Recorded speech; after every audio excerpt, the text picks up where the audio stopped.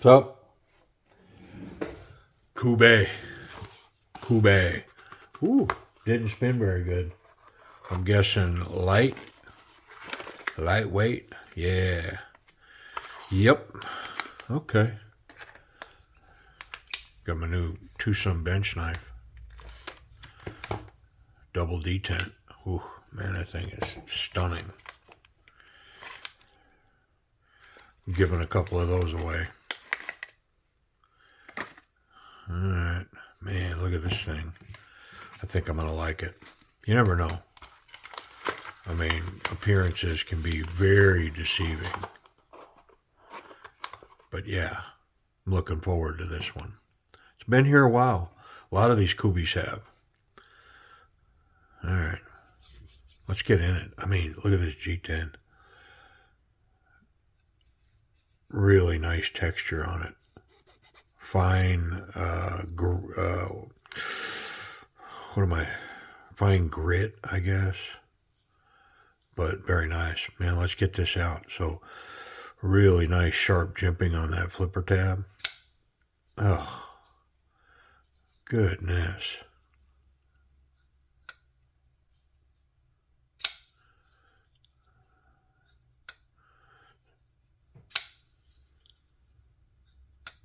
Yeah, so there's only one way in. It's through this flipper tab.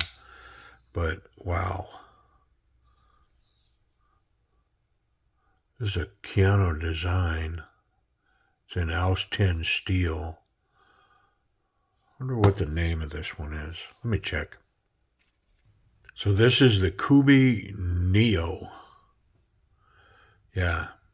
Aus 10 steel. Kershaw design. This one's got steel liners, G10 scales.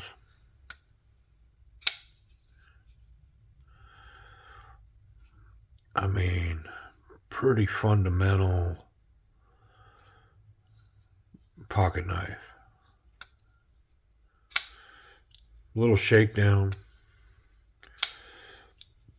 I mean, this first part of the process is just to run that action a little bit. Because, of course, the first run on the action is not going to be the same as the 10th. And the 10th will not be the same as the 100th. I'm not going to run it 100 times, but definitely 10. Interesting. Very interesting. Well, let's get in this thing. Come on. A little screwdriver action. Let's see what's going on here. Which I can tell you for the most part, these Kubeys are coming really clean and properly oiled. For the most part. Now, what I don't know is how old some of these models are. You know, like how long's it been sitting on a shelf type thing. It's hard to say.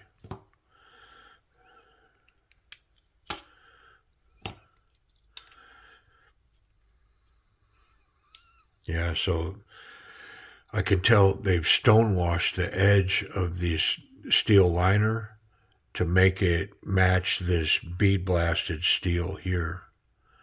That I say they stonewashed it, but they bead blasted it. Yeah, and the action was good enough. This is another Kubey. I'm not gonna mess with that action. I'm literally just gonna clean this the way it sits right here. I'm gonna wipe it down, and then I'm gonna re-lube it a little bit and put it back together. Because I mean, this stuff's coming pretty darn nice lately. Yeah, no complaints.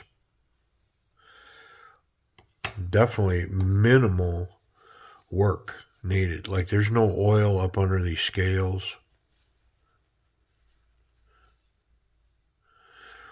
I mean, they're in such good shape. I'd almost say that somebody's pre-tuning them, taking them apart before they send them to the customer and running through things. But they're vacuum sealed. So unless they're doing that, then re-vacuum sealing them kind of doesn't make sense, does it? But yeah, everything in here, very clean, very well done. I mean, Kubey's game right now, and particularly to this knife, there's some information here that I know that I'll share here is that this Neo version is coming out in a titanium S35VN model. So 100% titanium scales and S35VN. So a real nice upgrade for this model. And so I'm glad I'm checking it in because I might want that model.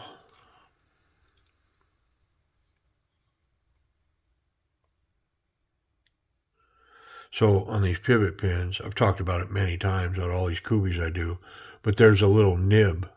See it in there? Right there. It's a little nib, and then there's a little cutout right there. Well, this pivot is a locked pivot captured by that little nib, and it only goes in there one way. It's pretty awesome. I like it. I think Civivi does theirs that way as well. They have a captured system that's similar.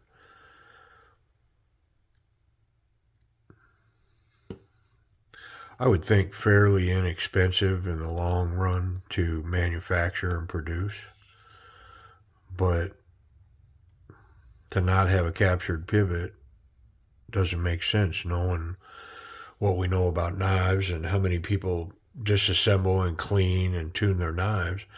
You need to have that captured for sure. And then when you go together, you don't have to line anything up. There's no, minimal effort. It is really a good design. Because in the old D shape, you got to line up the other scale with,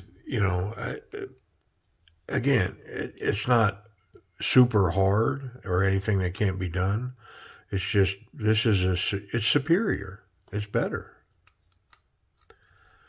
Very simplistic and effective.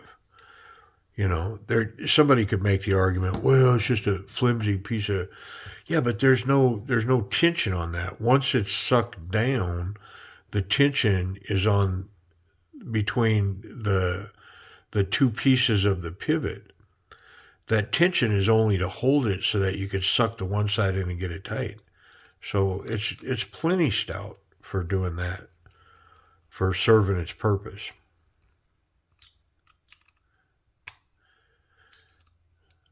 Yeah, so recessed screws and a pocket clip. The pocket clip is not, but plenty of space. I've talked about this again with Kubeys quite a bit as well.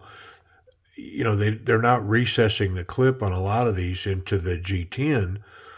However, the recessed screws and then the amount of space that they give here with this type of clip, these run pretty darn good. This one might need some tension, but I'll wait. The only question now is, do I have that pivot loose, tight, not tight enough? And this one's loose, actually. Got some blade play in there. Maybe just a tad more. There we go.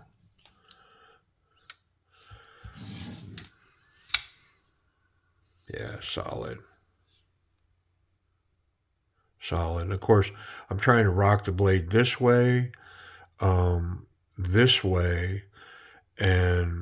then up and down this way. So just a series of movements to see if I can get play in any direction, and I cannot. So yeah, we're back together. Let's check this action, get an assessment on it. A couple of shakes, very hydraulic. It runs incredibly well. Very snappy coming out of there. I'm not sure if I can fail it, but I'm going to try it here. Run it a few times, let that oil really get those bearings coated. All right, let's try to fail it. Yeah, I can fail it, but just barely. If I put just a little bit of effort on it, it's going to run. And the blade, yeah, it's completely free. So it's all just about this detent with this lock bar. And the lock bar's in there at 45%. I mean, great lockup on there. Easy access to it. This is lowered, and so coming into the lock bar is very easy. It's instinctive, intuitive. It's easy to do. Not a lot of pressure there, but great lockup. So, I mean, overall, I give that action a solid B plus. I mean, it's pretty nice stuff. Ergonomics. So I'm a stickler for a finger guard. I've got not so confident, confident, very confident. And mostly it's about coming forward with the knife, meeting resistance, whatever the resistance is, and not running my fingers up over the blade. Because if this is smooth and I meet resistance coming forward and I'm going to run up over this blade, to me, I don't have a very confident grip because there's a good chance that I could injure myself using this knife. But this one has got this tiny little subdued flipper tab that, you know, honestly is working wonderfully. It's got great jimping that comes up and over it. And so that flipper tab, I mean, phew, it's good. Yeah, it's easy to operate and it's really good. Well, then on the grip side, it's raised up enough. I've said this before. Man, if I just had a 1/4 inch of flipper tab there, I'd call this a confident grip. Well, here's one. It's got about a 1/4 inch that's up on the side of my index finger. And I can tell you this little bit of jimping here, this, and where this knife tucks into my palm, my ability to go forward is outstanding on this little knife. Yeah, so I'm going to rate it definitely confident towards very confident. I mean, I'm not going to take it all the way there because it is just about a 1/4 of an inch holding my finger in, but it's definitely above a confident grip, and it's a good one, man. Really locked in. Wonderful grip on this knife. And then talking about the ergonomics a little more, reverse grip on this with the thumb on the cap. Oh, is that comfortable? And then that's locking my pinky finger in there. So very confident here. And then can I get this in a reverse? Yeah, it doesn't quite work. I mean, almost. In a pinch, I guess I could go here, but I'm not quite secure on the back now because I've had to come back a little bit. But, you know, this grip, and then this grip, whew, oh man, really nice. Let's check that pocket clip. I mean, I don't have any doubts on this pocket clip. Just looking at it, I already know. The only question is, does it need a little more tension? I mean, it's solid as a rock right here on this thicker material. It's got this cutout, great grab finger hold right there. This is standard jean size material. And it's got pretty good grip there. This is where I carry the front of my back right pocket. And it's pretty solid there. I think I am going to put just a little bit of tension on that clip. And I'm just going to keep it rolling. 2 screws take about, 20 seconds to get off. Like so. Get that screw out of there. And the longer one goes in the back. And then I'm going to wrap it with a little knife rag. And I'm going to get my little Knippets pliers.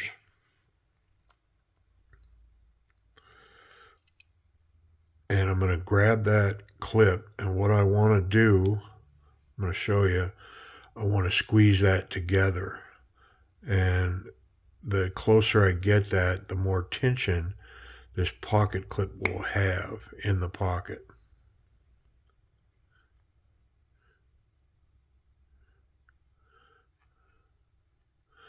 And that Bruce Spring steel, it resists at every turn.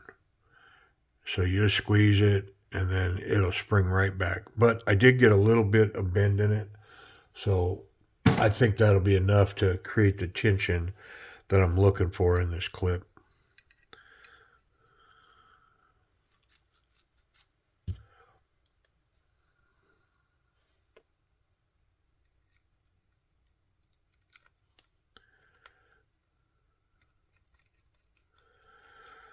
I always put the back screw in first because it will grab quite a few threads and then start to suck that front down so that all that tension's not on that front screw.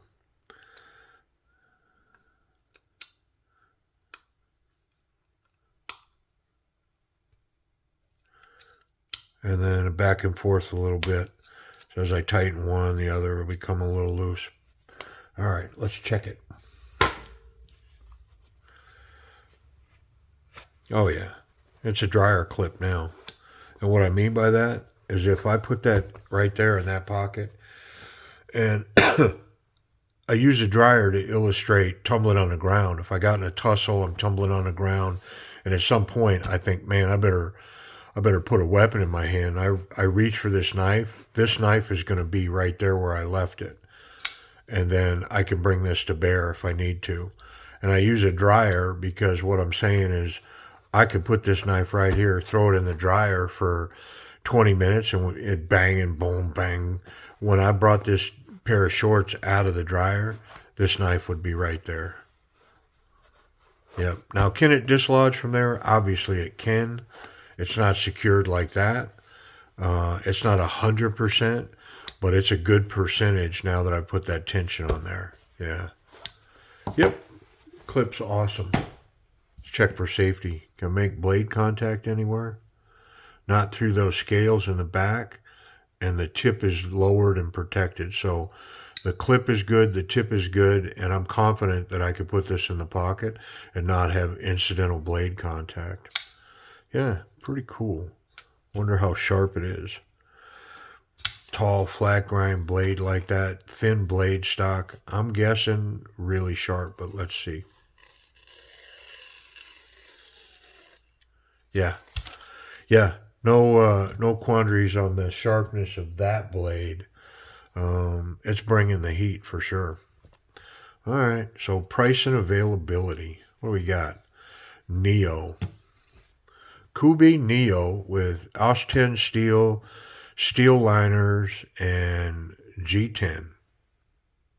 All right, so White Mountain Knives is still a place to go for these Kubeys, in my opinion. I've seen a few exceptions. Amazon is running some pretty cool specials, like 20% off. And then if you buy $150 worth, you can get another 15% off. So it's like 35%. I think ultimately it works out to like 33% because you got to pay tax. So it depends on where you live. If you live in a market where you've got 10% tax, well, just know automatically you got to add 10% to the price of the knife. Whereas with White Mountain Knives, which is where I'm going to give you the price for this for that I would compare it to, no tax, no delivery. So Amazon has no delivery, but you're going to pay tax, and the tax is based on your market. I live in a market with really low tax. It's like 4%. If you live in a state that doesn't have sales tax, well, I mean, then you don't have to factor that either. You're very even with White Mountain Knives. So something to consider. But with all that said, I still think right now White Mountain Knives is a place to go. That Amazon thing is worth checking out, though. Definitely worth checking out. But you got to buy $150 worth of them. So that's like, I don't know, 3 or 4 knives, I guess. White Mountain Knives, if you use the code down in the coupon section, put the knife in your cart, down in the coupon section, type in Kubey, Kubey, and it in essence will knock about 33% off the price of the knife. So this particular Neo out the door at like $36, $37. AUS 10, G10, steel liners. I mean, right almost at 35 bucks. Pretty cool. So yeah, that's my recommendation is White Mountain Knives, I believe is about the best price. Now, can you always find a special deal somewhere for less? Probably. I'm just saying in general, the best price that I'm finding right now on this particular knife is White Mountain Knives. Piano design in AUS 10. Now, I will say, I think a question for me on this one is titanium. Is this a knife that I'm willing to bust off? Because there's no special pricing on it, and the pricing that I'm aware of on this Neo titanium scales S35VN steel is $160. And so I think it's a safe bet that I am not going to pay 160 bucks. I have way too many knives, like especially being a twosun collector, that are full of titanium and M390 and different steels for way less than $160. So that is a super premium price to me. It's just shy of the $200 mark. Now, when these are on sale, with some of the sales that they've been running, if you can get the 30% off, I mean, it doesn't take much to go, well, that's like 50 bucks. I mean, that would bring the titanium version of this knife, titanium S35VN, down to around $110. Now, is that something I would consider? 100% I would. Yeah.